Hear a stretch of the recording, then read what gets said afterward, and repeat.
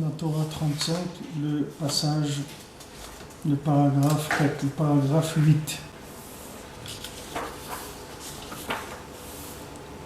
Alors le début du paragraphe c'est Ukeshe Adam Oseg Maseh Matan Be'emuna, ça on avait fait. Donc on est dans la deuxième partie de ce paragraphe-là. On nous dit Ukeshe Yerushalayim Haynu Ha'emuna Haynu Maseh Matan Shu Pshata Oraita Midgaberet. Quand maintenant Jérusalem, qui s'appelle la Emouna, qui s'appelle le commerce dans la Emouna, qui s'appelle l'étude simple de la Torah, Midgaberet, elle se renforce. Alors les idolâtres et les pays qui sont ennemis d'Israël, ils tombent.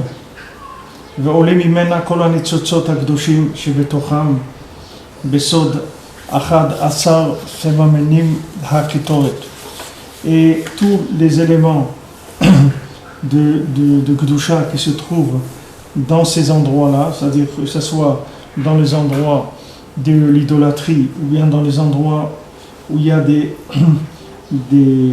étincelles de Kedusha, c'est-à-dire soit dans l'idolâtrie, soit dans les nations, les peuples qui sont autour d'Israël, tout ça, tous les éléments positifs qu'il y a là-bas, ils remontent vers leurs racines, comme c'est écrit, comme on voit dans les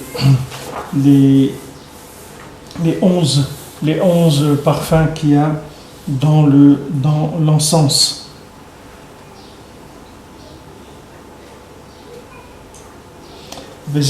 Donc Rabbeinu nous dit ici que donc quand Yerushalayim, c'est-à-dire la Emouna, le Maseh Matan, le commerce dans la Emouna, qui est l'étude simple de la Torah, ça se renforce, alors c'est une façon de tirer les éléments positifs, de faire sortir les éléments positifs qui se trouvent pris dans la Klippa, que ce soit l'idolâtrie ou que ce soit les pays qui entourent Jérusalem, tout le bien qu'il y a là-bas, il remonte vers la Kedusha. Il ne faut pas oublier de quoi on est parti dans cette Torah, que faire tchouva, c'est de ramener les éléments à leur origine, à leurs racines qui se trouvent dans la Chokhmah, comme on avait vu que Hachem crée tout avec la sagesse.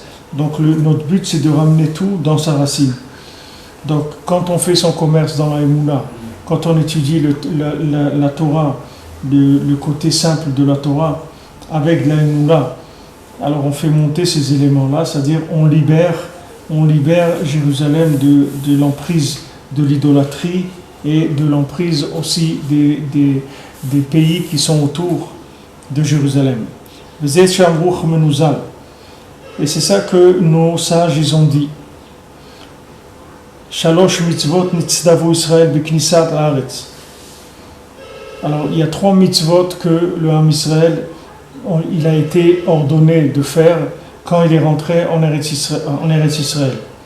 À Hamadat Melech, il fallait mettre en place un roi, ou Kritut Zar'o shel Amalek, et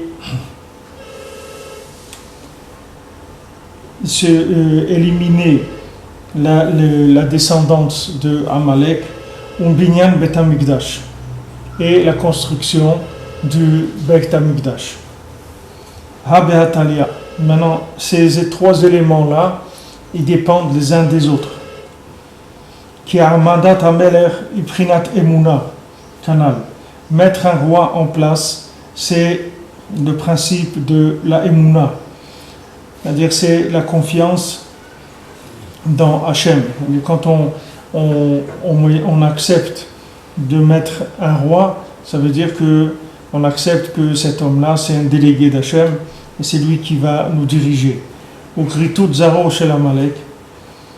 Maintenant, bien sûr, ça dépend de l'intention, parce que c'est vrai que c'est écrit que quand ils ont voulu des fois avoir un roi, c'était une façon pour détourner un petit peu de la royauté d'Hachem. Mais si l'intention est bonne, c'est-à-dire qu'on veut un roi, que ce roi-là, il représente un tzimtzum, c'est-à-dire une contraction de l'expression de la volonté d'Hachem, alors à ce moment-là, ça s'appelle de la Emouna. Comme quelqu'un qui choisit un rave parce que il dit voilà, le Rav il va me dire quoi faire, etc. Bien que lui aussi il peut prendre des livres et il peut lire, mais il se dit non, c'est difficile pour moi de trouver la vérité tout seul dans les livres. Donc je vais demander à un Rav qui représente une contraction de la Chorma et qui va me permettre de faire ce que j'ai à faire. Donc un rapport avec le roi, c'est un rapport aussi de confiance, de Mouna.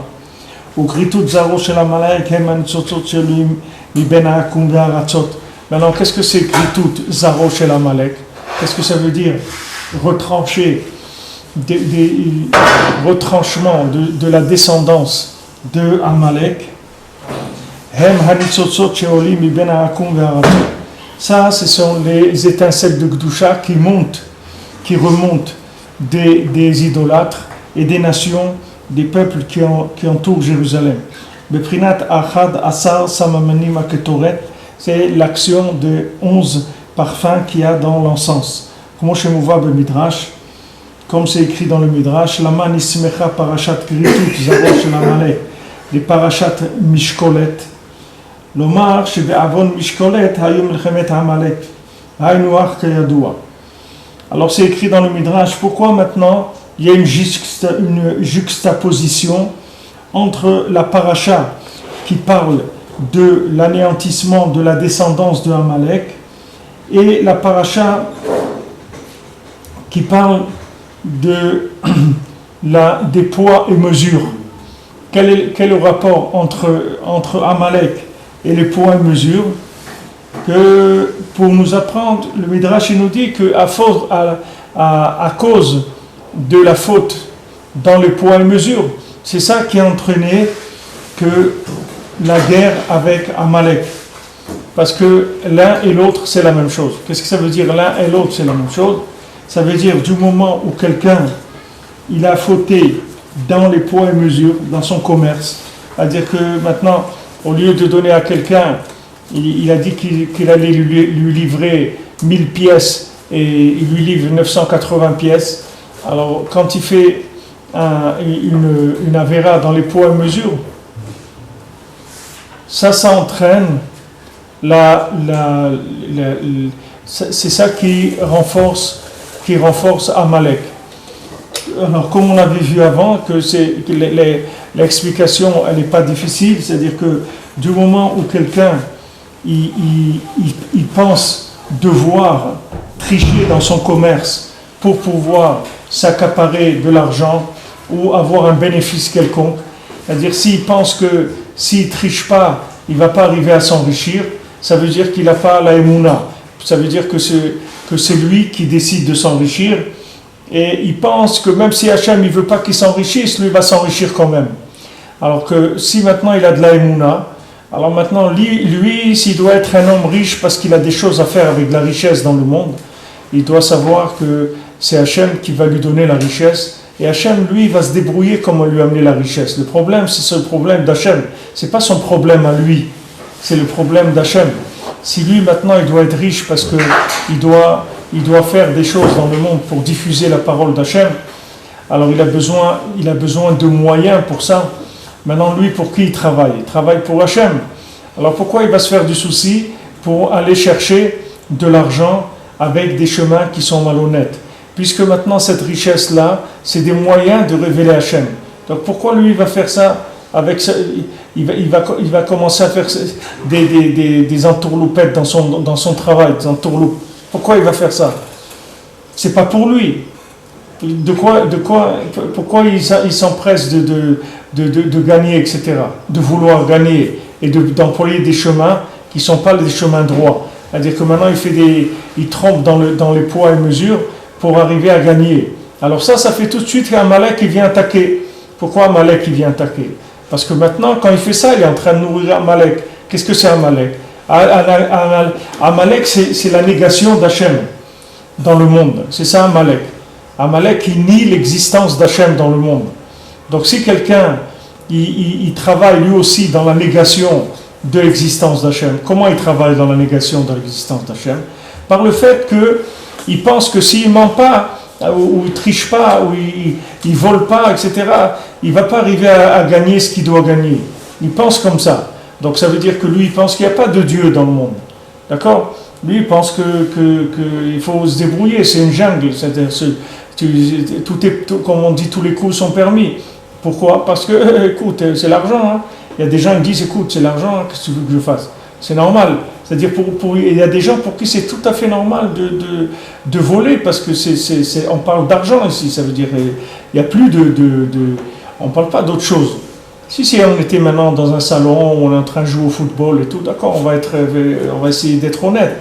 Mais l'argent, c'est pour la plupart des gens, c'est leur Dieu, l'argent. C'est-à-dire là-dedans, tout est permis. Il n'y a pas de celui qui prend, tant mieux pour lui. Plus on en a pris, plus c'est.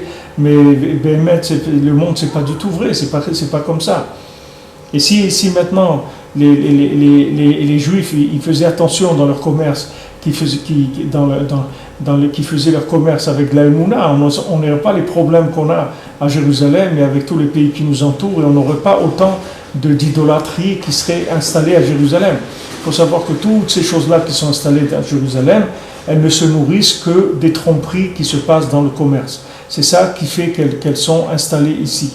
C'est-à-dire Amalek, il attaque avec la force que les gens lui donnent dans leur négation de la présence d'Hachem dans le commerce. Si les gens ils respectaient dans leur commerce la présence d'Hachem, qu'ils avaient la crainte d'Hachem dans leur commerce en disant « Moi, je n'ai pas besoin de voler, moi, je n'ai pas besoin de tricher. Moi, Hachem, ce qu'il doit me donner, il va me le donner. Parce que moi, je travaille pour Hachem, qu'est-ce que je fais? Moi, je garde le Shabbat, moi, je mange kasher, moi, j'essaie d'avoir des enfants dans la Torah. Moi, qu'est-ce que je fais? Je vis pour Hachem. Donc, s'il a quelque chose à me donner, qu'il me le donne. Mais moi, je ne vais pas aller trouver des raccourcis à moi pour aller prendre de l'argent. Parce que je n'ai pas du tout d'intention d'exister ou d'avoir la moindre place qui n'est pas celle que Hachem y veut. Parce qu'il ne faut pas oublier ça. Quelqu'un qui triche dans le commerce et qui devient riche parce qu'il a volé les gens. Mais le premier qu'il a volé dans le monde, c'est lui-même. Parce qu'il a une place qui n'est pas la sienne. Si Hachem il voulait lui donner cette place-là, il l'aurait donné. Si maintenant lui il a pris, Pachout il a pris une place qui n'est pas la sienne, il est en train de vivre la vie de quelqu'un d'autre. C'est pas sa vie à lui. Lui il n'est pas fait pour ça du tout. C'est pas sa place du tout. La preuve. C'est pas bon pour lui. C'est pas beaucoup du tout pour lui. Puisque si c'était bon, Hachem lui aurait donné, pourquoi il ne va pas lui donner? Hachem il va lui donner la richesse, s'il a besoin de la richesse. Ou s'il a besoin de l'aisance, ou il a besoin d'avoir un avion personnel, ou il a besoin d'avoir un bateau personnel, ou il a besoin de ce qu'il a besoin. Hachem, il va lui donner s'il a besoin de ça. Si c'est ça sa place dans le monde, il va l'avoir. Et si ce n'est pas sa place, malheur à lui. C'est-à-dire que non seulement il a volé, c'est-à-dire qu'il a détraqué complètement le système de distribution, mais en plus, lui, il est en train de vivre une autre vie qui n'est pas la sienne. Même s'il réussit, c'est détruit. Même s'il réussit. C'est comme si quelqu'un il voulait rentrer dans un costume qui n'est pas adapté à ça. Oui, c'est pas lui, c'est pas ça. C'est pas lui, c'est pas son vêtement, c'est pas sa place. Donc il va être propulsé dans des sphères d'honneur, de lumière, de rapport de force avec des gens, etc. Et il n'est pas taillé pour ça du tout. C'est pas sa place du tout.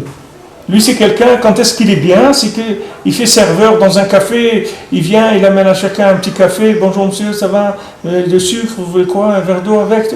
Avec ça, il est content.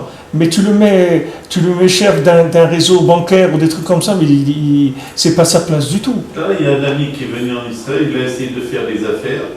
Et vous voyez que ça se cassait la figure à chaque fois. Une fois, je l'ai vu, je lui ai dit, où tu vas? Il m'a dit, je vais à la pêche. Idéalement, il m'a dit oui. J'ai trouvé que c'était ce qu'il y avait de mieux pour moi. Je suis venu en Israël, je vais à Tel Aviv, j'ai un petit bateau qui m'attend, je pêche. J'ai dit les affaires, il m'a dit ça sert à rien parce que ce que je fais, je perds de l'argent au lieu d'en gagner. Alors quand je vais à la pêche, il a réussi son affaire, il est content. Alors le lien, c'est que quand on dit que quelque chose qui a été volé, ça ne profite pas. Ça veut dire que maintenant la personne, même si Chas de Shalom, elle est arrivée à prendre quelque chose qui n'est pas elle, mais c'est pas elle, donc c'est pas sa place. Donc c'est même et elle va souffrir, toute sa vie elle va souffrir de ça, parce que c'est pas sa place. Non seulement il a détraqué beaucoup de choses, mais il s'est détraqué lui le premier, c'est-à-dire qu'il s'est mis dans une place qui n'est pas la sienne. Donc maintenant tout le Nyan, toute la discussion sur Jérusalem, tout le problème des gens qui veulent s'accaparer Jérusalem, des idoles, c'est-à-dire des cultes qui veulent s'installer à Jérusalem, tout ça, ça vient des gens qui font pas leur commerce dans la Emouna, c'est-à-dire qui trichent dans leur commerce. C'est ça qui donne la force à Amalek. Sinon, Amalek, il ne peut pas s'approcher de Jérusalem. Il n'y a aucune force négative qui pourrait s'approcher de Jérusalem. Mais quand maintenant quelqu'un, dans son commerce, il n'est pas honnête, alors il alimente, si vous voulez, Pourquoi Jérusalem? Parce que Jérusalem, c'est l'endroit de la maison d'Hachem. C'est là où il y a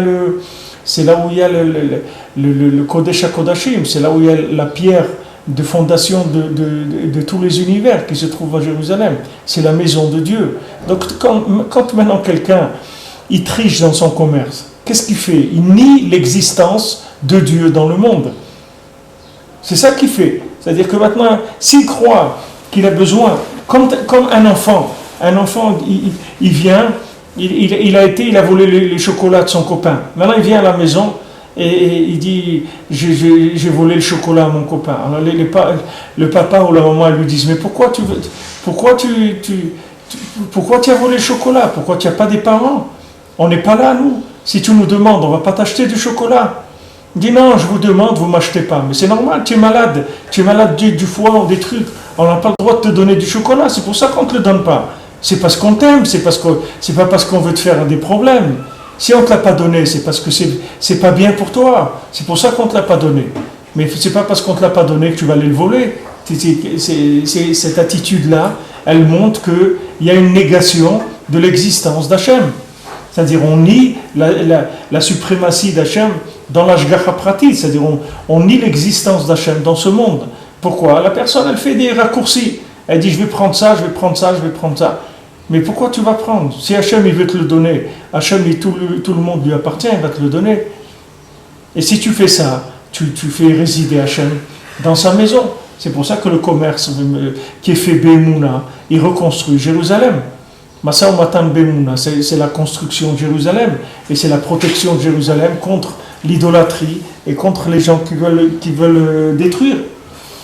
Ou Benyan Bet HaMikdash, donc on a vu que les trois choses elles étaient liées, le roi, éliminer Amalek et la construction du Bet HaMikdash. D'accord? Ces trois éléments ils sont liés. C'est-à-dire, Rabbeinu dit un dépend de l'autre.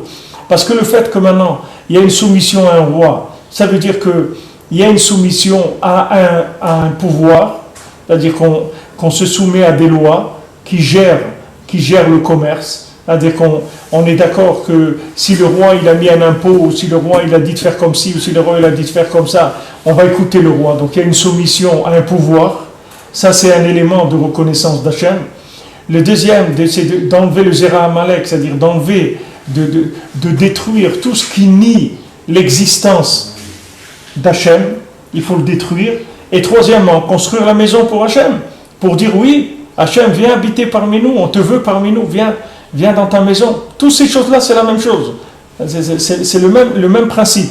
C'est-à-dire ces trois choses-là, elles dépendent du commerce dans la Emouna. C'est-à-dire que le commerce dans la Emouna, c'est la preuve du niveau d'acceptation de la présence divine sur le terrain. C'est ça le Masa Matan Be'emouna quand quelqu'un fait son commerce dans la confiance. Excuse-moi, je voudrais poser une question. Si quelqu'un n'a pas de passeport pour voyager à Ouman, ouais. Donc selon cette description des choses, il ne devrait pas le falsifier son passeport. Il devait quoi? Il ne doit pas le falsifier. Pour avoir un faux passeport, se procurer un faux passeport. Non, il doit pas. Rabbi Nathan, il a dit. S'il n'a pas de passeport valable, il ne doit pas voyager. Il ne voyage pas. Rabbi Nathan, il a dit. C'est une question que Rabbi Nathan il a répondu. Rabbi Nathan, il a dit aller à Ouman, à Rosh Hashanah, même si la route elle est parsemée de couteaux, oui. Je marcherai sur des couteaux, mais si je n'ai pas le passeport, je ne vais pas. Parce qu'il y a un pouvoir. Le passeport, c'est la volonté d'Hachem. Chez nous, c'est Malchut, la Malchut. Quelqu'un, il n'a pas. Parce que pour raison X, Y, ce que tu veux. Et souvent, ça vient parce que des gens, ils ont fait des combines dans l'argent. Hein. Ça vient, Tout ça, c'est un... Voilà, la preuve est là. La Des preuve est là. mésonotes ou des... Oui, c'est des problèmes, il en y a général, des tous les dettes, problèmes des de choses ces comme choses-là, ça. c'est des problèmes dans l'argent. C'est toute une chaîne que la personne, elle arrive jusque-là. Alors ça, maintenant- il a attendu l'âge de 100 ans pour voyager parce qu'il n'avait pas de passeport auparavant. Et tout le monde voulait lui faire un passeport, il a dit non, tant que j'ai pas de passeport, je ne voyage pas. À l'âge de 100 ans, il a un peu moins peut-être, il a voyagé. Ouais, ben ils ont attendu, Pour la première quand Rav Shmuel Shapira aussi, il a attendu la dernière année de sa vie, il a été à Ouman. Il a fait des shtadlout avant, il a été en Amérique parce qu'il donnait des passeports apatrides. C'est-à-dire, si quelqu'un venait en Amérique, il donnait des espèces de passeports blancs comme ça. Avec ce passeport-là, c'était possible d'aller. Il est resté un mois ou deux à New York et trucs et tout, Rav Shmuel Shapira, et il n'a pas eu en fin de compte, il est revenu. Mais c'est pas des gens qui ont été au-delà de... Parce qu'il y a un respect de la place des choses. C'est-à-dire les choses, elles sont en place. Tu veux les bouger. Respect de la Teva. Voilà, c'est-à-dire il y a un respect de la malchoute, du pouvoir. C'est-à-dire le pouvoir qui est en place, il y a un meler. C'est-à-dire qu'il y a une halakha que dina de malchouta dina. C'est-à-dire que le din de la malchoute, c'est un din. C'est-à-dire que tu ne peux pas outrepasser le pouvoir qui est en place. Parce que quelque part, ce pouvoir qui est en place, c'est la volonté d'Hachem. Même s'il te semble maintenant à l'envers, mais c'est ça la volonté d'Hachem, c'est tout.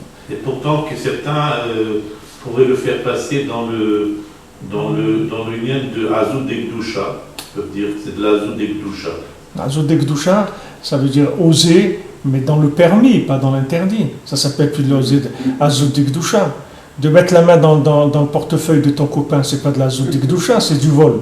Tu comprends, ça s'appelle pas Azud Ekdusha, c'est pas oser. C'est le fait que je vais aller chez le tzaddik, donc j'ai une Azud de Ça veut dire que la personne, elle veut aller chez le tzaddik, alors que le tzaddik, il veut pas qu'il vienne chez lui, c'est tout. Pourquoi Rabbeinu, c'est un problème pour lui de t'amener chez lui? Il n'y a aucun problème. Si le Rebbe, il veut, pourquoi toute la tchouva de quelqu'un, c'est pas plus grand de faire tchouva que tous les miracles qu'il y a dans le monde? Le plus grand miracle qui existe, c'est de faire tchouva. Tu vois que le tzaddik, il peut te sortir alors qu'il n'y a aucune chance, d'après la logique humaine, que tu peux sortir de là où tu te trouves. Personne ne peut sortir.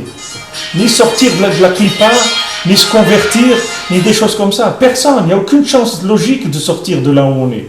Quelqu'un il est formaté dans un mode de vie avec tout, avec le manger, avec l'endroit où il habite, avec ses vêtements, avec sa nourriture, avec la musique, avec les arts, avec les échanges, l'argent, tout. C'est impossible de sortir.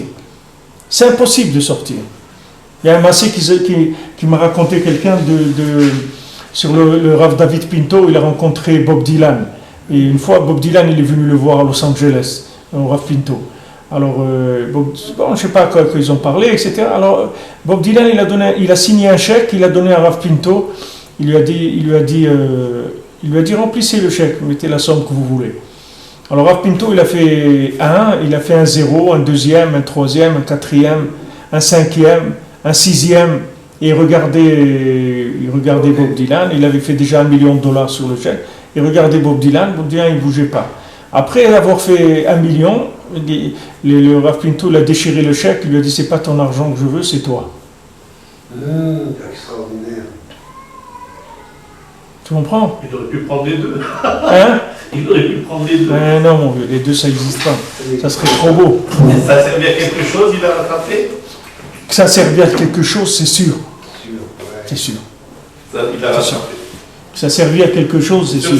Maintenant, si c'est quelque chose qui se voit immédiatement ou pas, mais ça c'est des grands hommes d'affaires, c'est des très très grands hommes d'affaires, c'est des gens qui savent faire des très gros business. Il a apprécié la façon de faire.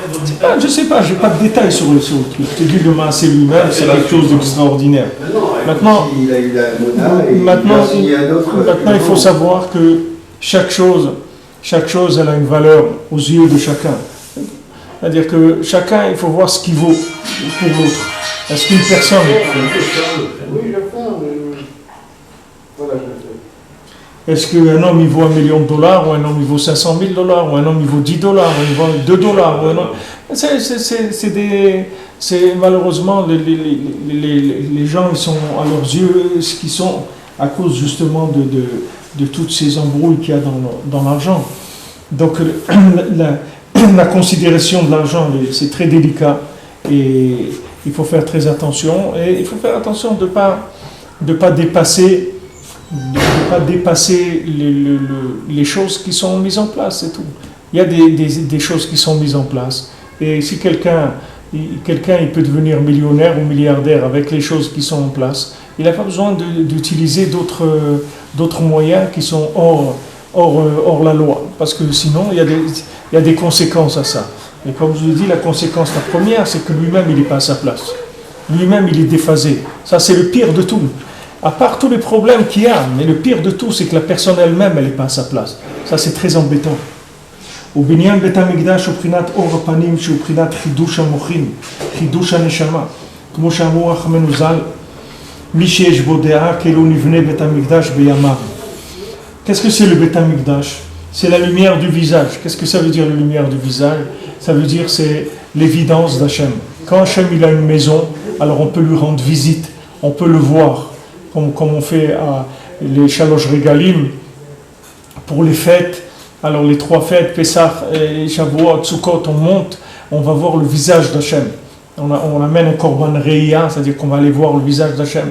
Ça veut dire qu'on va prendre conscience de la présence d'Hachem comme elle est aujourd'hui, c'est-à-dire par rapport à aujourd'hui. Pas une présence qui est historique, pas une présence d'Hachem qui appartient à l'histoire, une présence qui appartient au présent. Il dit Sheoprinat Chidush Amochin, c'est-à-dire c'est le renouvellement de l'esprit, c'est-à-dire le renouvellement de l'esprit, c'est-à-dire une nouvelle appréciation de la présence d'Hachem, c'est-à-dire avoir une sensibilité renouvelée de la présence d'Hachem. Ça s'appelle Chidush Amochin, c'est-à-dire que l'esprit il s'est renouvelé dans son rapport avec Hachem. Comme des gens par exemple qui ne se sont pas vus depuis longtemps. Des fois, des parents, des enfants, ils habitent loin, etc. Des fois, ils passent 2 ans, 3 ans sans se voir, etc.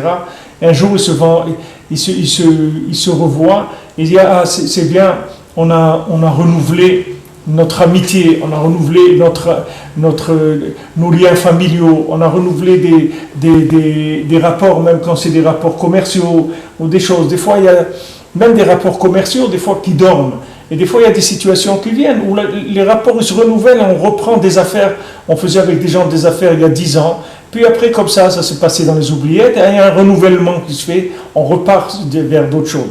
Ce principe-là, à la base, c'est le principe de monter au Beit HaMikdash et de voir le visage d'Hachem. C'est-à-dire c'est un renouvellement dans l'esprit du rapprochement à Hachem. C'est-à-dire il y a un renouvellement. Je ne suis pas en train de faire c'est pas qu'une fois, il y a 15 ans ou 20 ans, j'ai fait tchouva, je me suis rendu compte qu'il y a Hachem dans le monde et maintenant je roule avec ça sans arrêt. Il y a un renouvellement. Comme on dit quand on s'est engagé au Arsinaï, on a dit à Hachem, voilà, tout ce que tu nous as dit, Naase Venishma. C'est-à-dire que maintenant, on va faire ce que tu nous as dit. Mais on ne va pas seulement faire ce que tu nous as dit, on va ouvrir nos oreilles aussi pour attraper les mises à jour permanentes. On ne va pas arrêter ce que tu nous as dit maintenant. Ok, tu nous as dit maintenant, on va mettre les tzitzit, on va faire Shabbat, on ne va pas mettre du chatnez, on ne va pas voler, on ne va pas on va se marier avec les kiddushin. Tout ce que tu nous as dit de faire, on va le faire. Mais ne crois pas qu'on va en rester là. On va ouvrir nos oreilles aussi. Naase venishma. C'est pas parce qu'on va faire Naase qu'on va dormir.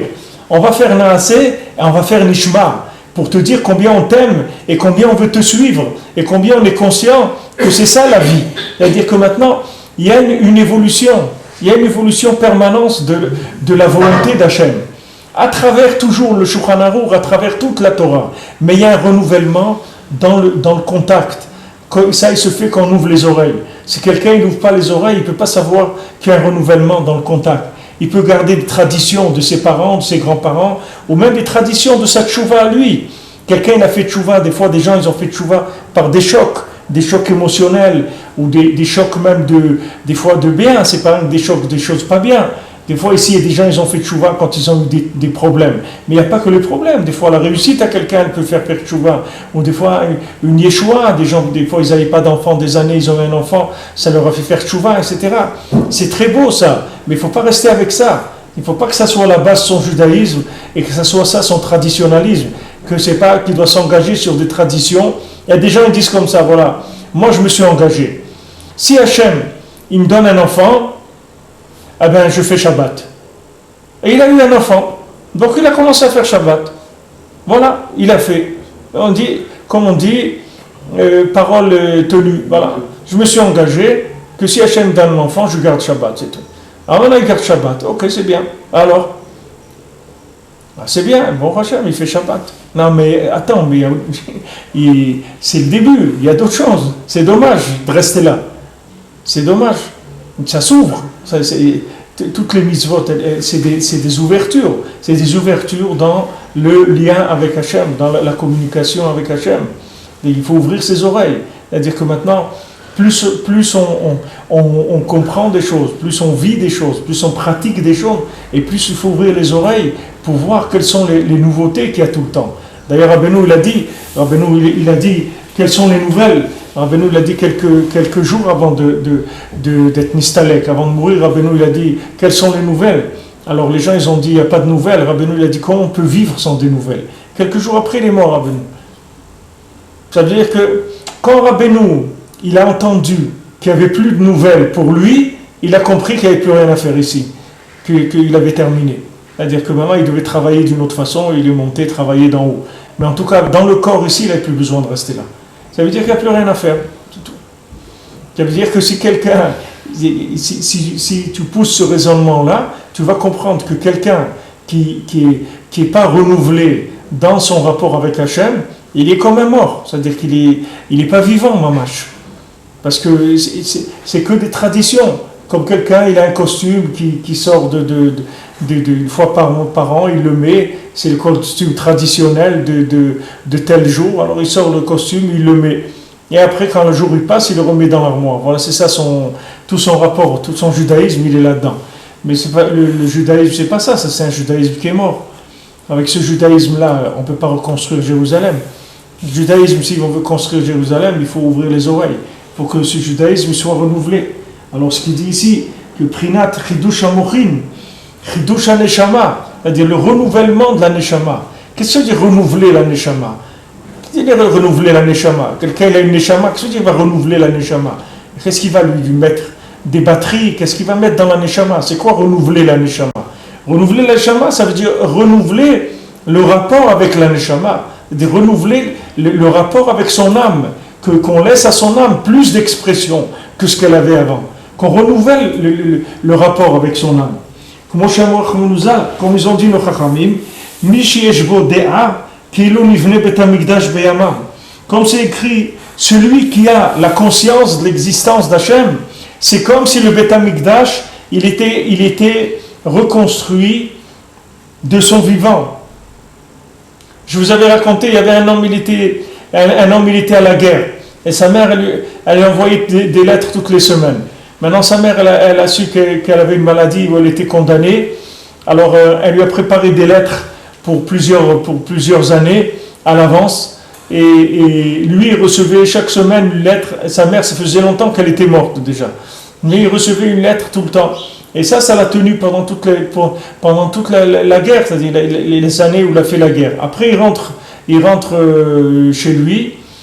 Et il cherche sa mère et tout, on lui dit qu'elle est morte depuis longtemps. On ne comprenait pas, il dit comment je recevais des lettres. Alors sa mère, elle avait laissé à une voisine, elle laissé plein de lettres, et sa mère, et donc lui recevait une lettre de sa mère donc pour lui, sa mère, elle n'est pas morte.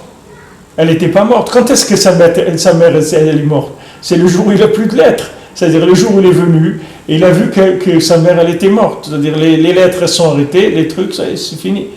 Maintenant, dans la Avodat Hashem, c'est la même chose. Si quelqu'un reçoit des lettres tous les jours, c'est-à-dire si quelqu'un reçoit un courrier tous les jours, si quelqu'un reçoit des informations d'Hachem tous les jours, mais ça veut dire qu'Hachem, il est vivant dans son cœur. Il sait qu'Hachem, il est vivant. Si maintenant il ne reçoit plus de courrier, ça veut dire que dans son cœur, il est mort, Hachem. C'est-à-dire qu'il n'a pas de rapport vivant avec Hachem. Il a un rapport sur une conscience qui est vieille, qui n'est pas renouvelée. Et cette conscience qui est vieille, petit à petit, elle va s'émousser, il ne va pas rester grand-chose. Il va rester juste un minimum de SMIC, de maintien, c'est tout. Mais il y a un besoin de renouvellement de l'engagement. Ce renouvellement de l'engagement, il se fait par la prise de conscience qui doit augmenter tous les jours. C'est-à-dire la conscience d'Hachem, il faut qu'elle augmente tous les jours. Pour ça que les Khamim, ils ont dit, celui dont sa conscience est d'un niveau élevé, c'est comme si la maison d'Hachem, c'est que le Beth Amikdash, il était reconstruit de son vivant. C'est-à-dire que lui, comme Rabbi Nathan l'a dit, il a dit, pour moi, le Beth Amikdash, il est construit. Pour moi, Mashiach, il est là. C'est la même chose. Ça ne va rien changer. C'est-à-dire, Mashiach, il ne va rien m'apprendre. Il ne va rien m'amener plus que ce que je fais aujourd'hui. Ça veut dire qu'aujourd'hui, individuellement, chacun, il peut arriver à une conscience de l'existence d'Hachem et un rapport avec Hachem qui est exactement le même que ce que Mashiach, il va lui apprendre. Parce que qu'est-ce qu'il va lui apprendre, le Mashiach? Le Mashiach, il va lui apprendre la communication avec Hachem. C'est ça qu'il va lui apprendre. Il va lui apprendre, lui faire rentrer dans son cœur l'existence d'Hachem. Tout le monde va avoir une évidence de l'existence d'Hachem. Mais cette évidence-là, tu peux l'avoir aujourd'hui déjà. Tu n'as pas besoin d'attendre que Mashiach il vienne pour toute l'humanité. Tu peux déjà aujourd'hui avoir ce rapport-là avec Hachem, de l'évidence qui sera l'évidence messianique. D'ailleurs, c'est écrit que pour ceux qui vivent en Chutz La'aretz, quand Mashiach il va venir, eux, ils auront la conscience d'Hachem de quelqu'un qui vit en Israël aujourd'hui. Et ceux qui vivent en Israël, ils auront la conscience d'Hachem, qui est une conscience du monde futur, pas de ce monde-là. Ça sera une conscience très élevée. Pourquoi? Parce que comme quelqu'un il vit en Eretz Israël, c'est-à-dire qu'il se trouve dans l'endroit où il y a une Ashgacha pratique très forte, où il y a une providence d'Hachem qui est très très forte. Cette providence d'Hachem, elle donne une conscience d'Akadosh Baruch Hu. Cette conscience renouvelée. Chacun à son niveau, elle lui donne une conscience renouvelée. Et cette conscience renouvelée, c'est ce qui s'appelle la vie, tout simplement. C'est ça qui s'appelle la vie. Sinon, les gens, ils ne s'appellent pas vivants. Vous voyez quelqu'un, quand est-ce qu'il peut, il est vivant, donc il peut tirer chez les goïms. Tant que quelqu'un il peut tirer du plaisir, il est vivant. Le jour où il ne peut plus tirer de plaisir, il est mort. Il y a des gens qui ont des maladies ou des trucs, ils préfèrent mourir parce qu'avec ces maladies-là, ils ne peuvent plus avoir les plaisirs qu'ils avaient. Donc ils disent, moi qu'est-ce que tu veux que je fasse ici? J'ai rien à faire. Alors ils préfèrent mourir parce qu'ils ne peuvent plus tirer de plaisir, il n'y a plus rien. Dans la Avodat Hashem, si quelqu'un ne tire pas du renouvellement d'Avodat Hashem, qu'est-ce qu'il va faire avec ça, Avodat Hashem? Des vieilleries, des vieux stocks comme ça, des trucs traditions, et la vie, alors où elle est, dans quoi il va vivre? Où elle est sa vie? D'où il va tirer sa vitalité? Il est un traditionnaliste, d'où il va tirer sa vitalité? Des traditions, qu'il a l'habitude de mettre tel vêtement, de manger telle chose, etc. Il y a une autre chose dans la Torah, il n'y a pas que ça, il n'y a pas que des traditions. Tradition, c'est le maintien extérieur, c'est pour ça que les Bnei Israël ils ont dit Naasé, on va faire tout ce que tu nous as dit de faire. Venishma, mais on va ouvrir les oreilles parce que nous on veut entendre les mises à jour tous les jours. Tous les jours on veut que tu nous donnes la mise à jour, parce qu'on veut rester avec toi de façon vivante. On veut un amour renouvelé, on veut un amour vivant, on ne veut pas un amour mort. On ne veut pas quelque chose qui est dans un contrat, qui s'est fait une fois. On veut quelque chose que le contrat soit renouvelé tous les jours. Combien les tzadikim, on voit le Baal Shem Tov, comment dans l'histoire qu'on raconte, l'histoire du voyage du Baal Shem Tov en Eretz Israël, à Breslev on a l'habitude de le raconter le dernier jour de Pessah. On voit que quand le Baal Shem Tov il est monté en Eretz Israël, il a essayé de monter. Alors il avait la même habitude, toujours, qui faisait que jamais il gardait l'argent pour le lendemain. Même quand il voyageait, il prenait que ce qu'il avait besoin pour le lendemain. Jamais. Pourquoi il faisait ça? Parce que il voulait voir le visage d'Hachem. Il voulait voir le visage d'Hachem. Comment on va voir le visage d'Hachem? Que par le fait qu'il vient, qu'il lui donne tous les jours. Il lui donne tous les jours d'une façon renouvelée. Maintenant, si quelqu'un il a stocké de l'argent, comment il va voir le visage d'Hachem? Ça y est, il a des traditions sur son compte en banque. Il a de quoi faire des traditions pour une semaine ou un mois ou 6 mois ou quelques années. Ça s'appelle la tradition. C'est-à-dire qu'il n'y a pas un renouvellement de recherche de rapport avec Hachem. Mais quand quelqu'un il vient, il donne comme une maman, elle donne à manger à son enfant. C'est ça le rapport qu'il a, le bébé avec sa maman. c'est au moment où elle va lui donner à manger. Maintenant, s'il y avait un système quelconque qu'elle lui donne à manger une fois par mois, alors quel rapport il va avoir avec sa maman? C'est à chaque fois qu'elle lui donne à manger, ça renouvelle l'affection de l'enfant avec sa maman. Maintenant, les tzadikim faisaient attention à ça. Même, je ne sais pas qu'est-ce qu'il m'a raconté sur un rab de la lignée des rabbanim de Abu Khatsira. Il m'a dit qu'il y avait un de ces rabbanim qui faisait comme ça, comme le Baal Shem Tov. Jamais il gardait l'argent pour le lendemain. Jamais il gardait. Et un soir, il était là, il n'arrivait pas à dormir. Il n'arrivait pas à dormir, il a fait dormir. Alors, au milieu de la nuit, il a réveillé sa femme, lui dit, dis-moi, tu n'as pas gardé de l'argent quelque part? Alors sa femme lui dit, oh, j'ai gardé parce que demain, je lui ai dit, allez, va tout de suite, va donner à la voisine un truc. Il n'arrivait pas à dormir, il ne pouvait pas dormir. Parce qu'il savait qu'il y avait ce renouvellement-là. Vous avez vu dans la Torah, c'est écrit dans la paracha, on vient de le voir. C'est-à-dire, Al talim peulat sachir. Il ne faut pas que tu fasses dormir le salaire d'un salaire journalier. C'est-à-dire que le gars qui est venu, qui a travaillé, il faut que tu lui donnes son salaire. Il a travaillé journalier. Il faut que tu lui donnes son salaire dans le jour où il a travaillé. Pourquoi? Parce que le salaire de ce jour, c'est une chose. Le salaire si tu lui donnes le salaire un autre jour, c'est du réchauffé. C'est pas la même chose. C'est déjà vieux. Il n'a pas un rapport directement avec l'ashgacha. Ce monsieur-là, dans sa journée, il a travaillé, d'accord? On fait ça, par exemple, dans les toutes sortes de travailleurs, des employés déménageurs, il y avait en France à une époque les intérims, les agences intérimaires. C'était à la mode. Aujourd'hui, je ne sais pas si c'est plus tellement à la mode, mais à une époque, c'était très très à la mode. Vous avez besoin d'un ingénieur pour une semaine. Alors voilà, il vient une semaine. Maintenant, il faut que quand il finit cette semaine, il faut le payer. Pourquoi? Parce que ce qu'il a vécu comme mouvement dans cette semaine-là, comme rapport avec toutes sortes de choses, ça se trouve dans l'argent qu'il va recevoir. Ce qu'il va recevoir, c'est une énergie qui est en rapport avec tous les éléments qu'il a brassés pendant ces jours-là. Maintenant, si vous lui donnez de l'argent décalé dans le temps, vous lui avez décalé sa possibilité de se mettre en rapport avec Hachem. C'est ça que vous lui avez décalé. C'est pour ça que c'est grave. C'est pour ça que la Torah dit attention, quelqu'un qui vient travailler un jour, paye-le à la fin de la journée. Et si maintenant il a travaillé le jour, tu as jusqu'à la fin de la nuit pour le payer.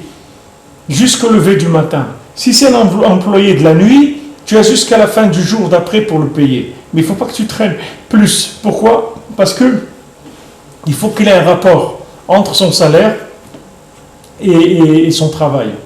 Maintenant, les tzadikim, c'est pareil ce qu'ils vivaient.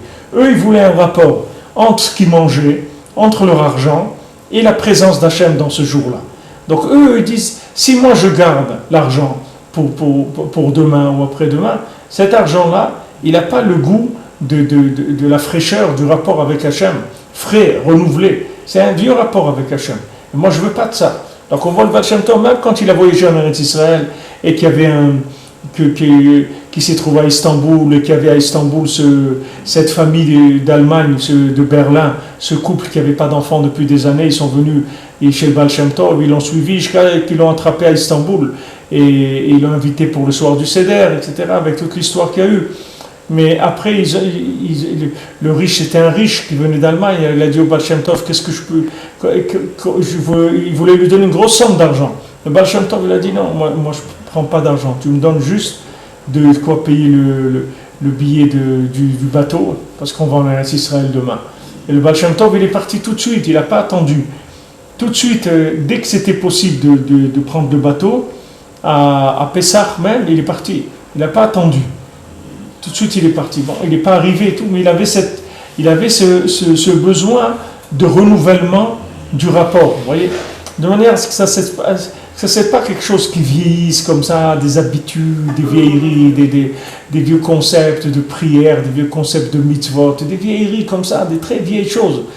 Et la difficulté, elle est là, c'est qu'il faut faire la même chose tous les jours et que ça ne soit pas la même chose. Il y a une recherche, c'est-à-dire, il y a une recherche pour ça. Alors c'est ce qu'il dit ici, celui qui a du da'at, c'est-à-dire celui qui a la dé'a, c'est-à-dire la conscience d'Hachem, alors lui, c'est comme si le Beth Amikdash il était reconstruit. Ça veut dire qu'il a ce renouvellement permanent. Alors maintenant on rentre dans le passage tête.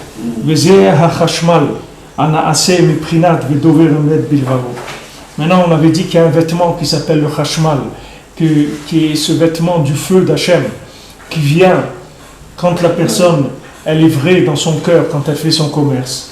Ou malbish le haemuna. Et ce vêtement-là du chashmal, il vient habiller la haemuna, de manière à ce que la haemuna, elle tombe pas dans des vieilles anecdotes. Reprenad retsuot. Ça s'appelle des retsuot. Que ces retsuot, c'est les lanières, comme les lanières des tefilin. Ce sont des lanières. Donc Rabbeinu amène un nouvel élément ici. Il dit que le chashmal, c'est-à-dire le vêtement qui est fait pour la émouna, quand la personne elle dit la vérité dans son commerce, c'est-à-dire elle fait son commerce avec la vérité dans son cœur, ça lui fabrique un vêtement pour la émouna. Qu'est-ce que c'est ces vêtements? Ce sont des lanières, comme les lanières des tefilin. Hen makifé malchut. Parce que les lanières, ce sont des choses qui entourent le pouvoir. Qu'est-ce que c'est le pouvoir? C'est la émouna. C'est-à-dire que les lanières, elles vont entourer la émouna de la personne.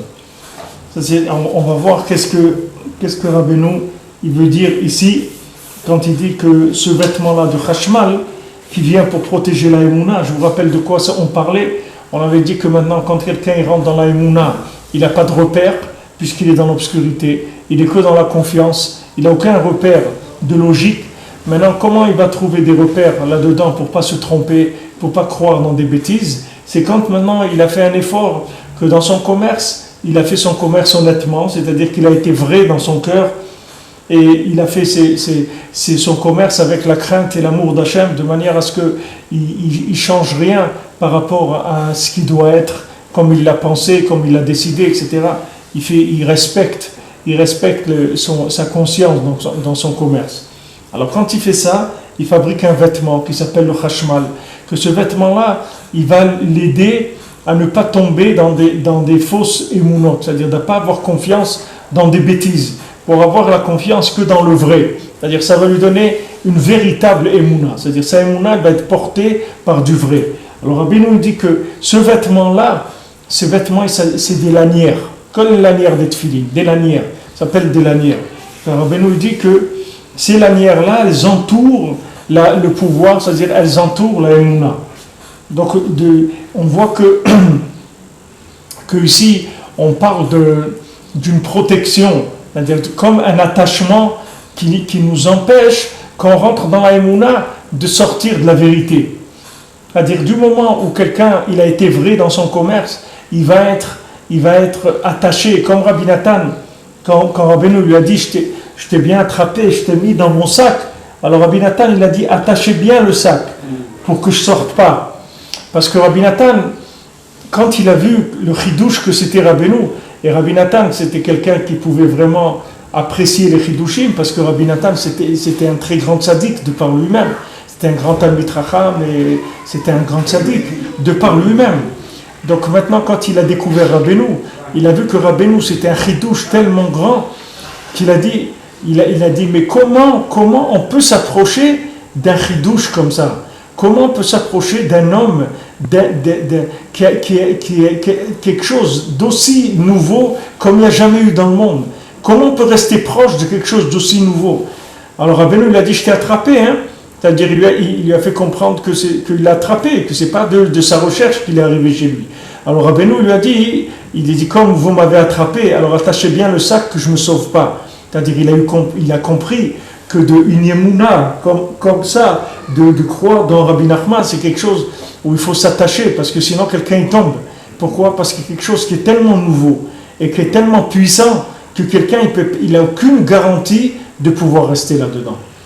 Parce que c'est quelque chose qui est trop extraordinaire. C'est-à-dire c'est quelque chose qui est tellement nouveau, c'est un concept qui est tellement nouveau dans sa puissance, dans l'énergie que ça donne, etc., que quelqu'un il peut tomber. Parce qu'il n'a aucune garantie qu'il ne va pas se faire ramasser. Alors il a besoin de ces lanières-là qui vont l'entourer. C'est-à-dire que son pouvoir, sa émouna, elle va être entourée. C'est-à-dire qu'il va faire qu'il y ait une protection dans cette émouna, c'est-à-dire dans cette confiance dans le tzaddik, il va être entouré, il va s'attacher pour pas tomber, pour pas aller croire dans n'importe quoi après.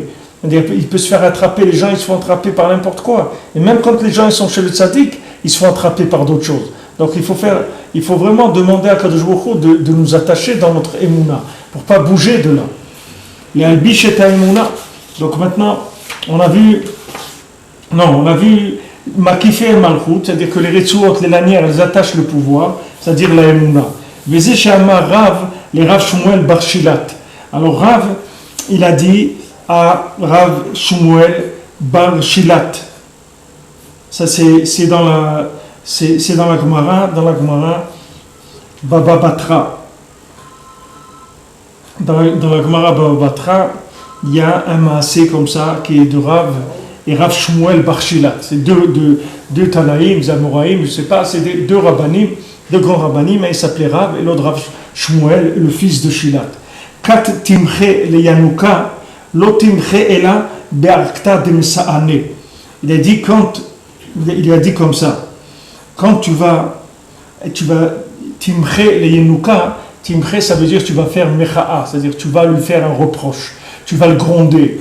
Tu veux le punir, c'est-à-dire le gronder. C'est-à-dire que tu vas le punir, tu vas vouloir le frapper parce qu'il a fait une bêtise, tu veux le gronder. L'otimre et la be'arketa demsane.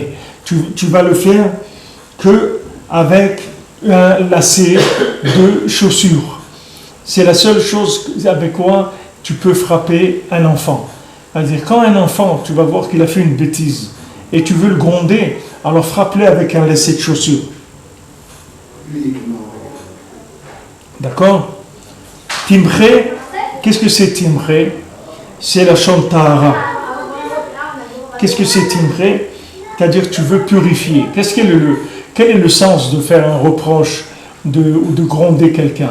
C'est pour effacer le mal qui est rentré en lui. Quelqu'un s'est impurifié avec quelque chose.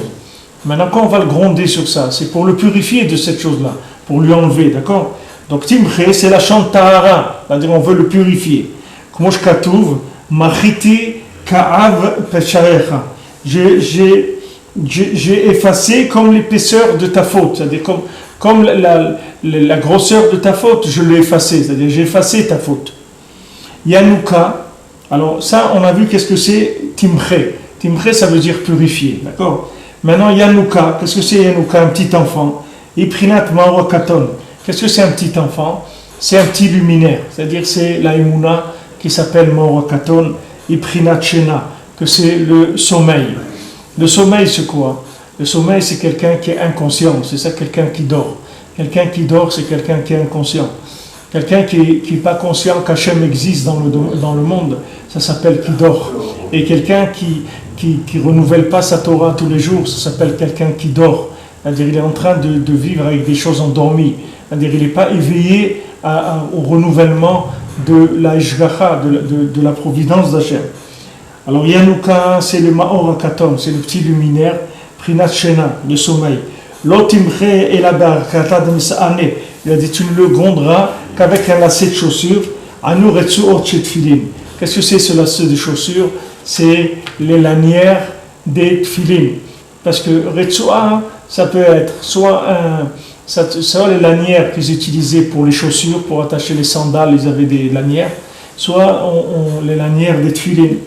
Comme ils ont dit nos Chachamim, Bischar Shamar Avraham, Michut Ve'atzroch Na'al, par le scout que Avraham Avinu, il a dit je ne veux pas être récompensé ni d'un fil, ni d'un lacet de chaussures. Zachubanav Lishne Mitzvot. Les enfants d'Avraham Avinu, ils ont été zochés de 2 mitzvot. Les chut shel Techelet, le fil de Techelet, le fil bleu du Techelet, et les retsuot shel Tfilin et des lanières des Tfilin. Ve'atzroch Na'al Targumu Arketa Demsa'ane. Et quand la Torah dit Sroch Na'al, le lacet de chaussure, alors l'araméen il traduit par la même lacet de chaussure qu'il parle là-bas avec Rav Shmuel Bar Shilat, qui dit Arketa Demsa'ane, c'est-à-dire un lacet de chaussure. Donc vous voyez, Avraham Avinu, quand il a fait la guerre avec les quatre rois. Qu'est-ce qu'il a fait pour aller sauver Lot? Il a amené il avait avec lui tout le trésor qu'ils ont pris des 5 rois qu'il y avait. C'est-à-dire il y avait 2 qui étaient ensemble. En tout, ils étaient 5 rois. Il y avait le roi de Sodome qui faisait partie de ces 5 rois-là. Alors qu'est-ce qu'il lui a dit? Il a dit, regarde, tout ce que tu as pris pendant la guerre et tout ça on te le donne parce que tu as gagné la guerre, etc. Alors on te donne tout le butin de guerre, tu peux le prendre. Abraham Avinu, il a dit ni un fil, ni d'un fil jusqu'à un lacet de chaussure, je vais prendre. Et tu ne vas pas dire que toi tu as enrichi Abraham Avinu. Il a rendu au roi de Sodome toute la richesse avec les prisonniers ici. Grâce à ça, les enfants d'Abraham Avinu, c'est-à-dire l'homme Israël, il a reçu le tzitzit, c'est-à-dire le techeret, et il a reçu les fils des tzitzit et la lanière des tefilin. Parce qu'il lui a dit, moi, ni d'un fil, ni d'un lacet de chaussure. Un lacet de chaussure, c'est une lanière, c'est pas un fil, c'est large. Donc le fil, ça a donné le fil des tzitzit, et la lanière, ça a donné la lanière des tefilin. Alors regardez, par rapport à ce qu'on a dit avant, comment Abraham Avinu lui a dit, je ne veux pas que ça soit toi qui m'aies enrichi. Tu comprends? Moi, si j'ai une richesse, c'est Hachem qui va me la donner. Moi, je ne veux pas de toi. Des butins de guerre, j'en veux pas. Moi, si je dois être riche, c'est d'Hachem que je veux ma richesse. C'est pas de toi. Ça a fait qu'on a reçu les tzitzit et les tefilin. Ça vient de ce maasé-là. Regardez le fait qu'Abraham Avinu, il voulait de l'argent d'Hachem, de l'argent kasher, de l'argent qui vient de Dieu Mamash, pas des butins de guerre. Il ne voulait pas s'enrichir de butins de guerre. Regardez ce que ça a entraîné. Que nous, on a reçu les tzitzit et qu'on a reçu les tefilin. On verra Hachem, on continue.